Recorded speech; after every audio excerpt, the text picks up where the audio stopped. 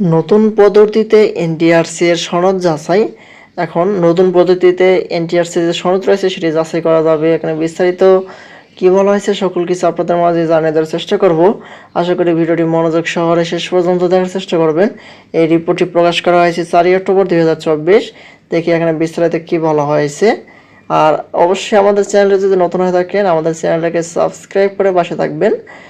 দেখতে পাচ্ছি বলা হয়েছে এনটিআরসি এর দেওয়া প্রত্যয়নপত্র বা সনদ এখন সহজেই যাচাই করা যাবে। এনটিআরসি এর ওয়েবসাইটে থাকা লিঙ্কের মাধ্যমে যে কেউ সনদের সত্যতা যাচাই করতে পারবেন। লিঙ্কটি দিবে হচ্ছে টেলিটক। এখানে বলা হয়েছে সম্প্রতি এনটিআরসি এর 101তম নির্বাহী বোর্ডের সবাই এমন সিদ্ধান্ত নেওয়া হয়। সবাই অংশ নেওয়া একাধিক সূত্রে গণমাধ্যমকে তথ্য নিশ্চিত করে।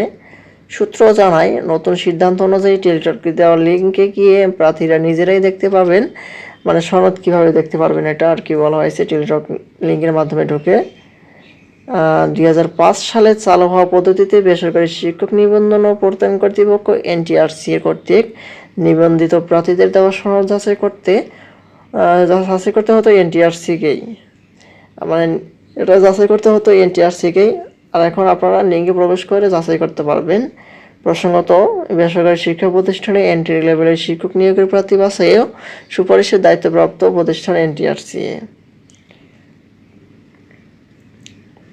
এখন আপনারা ঘরে বসেই এনটিআরসি এর টেলিটক থেকে যে লিঙ্কটি দেওয়া হবে সেখানে আপনারা প্রবেশ করে আপনাদের এনটিআরসি এর সনদ যাচাই করতে পারবেন।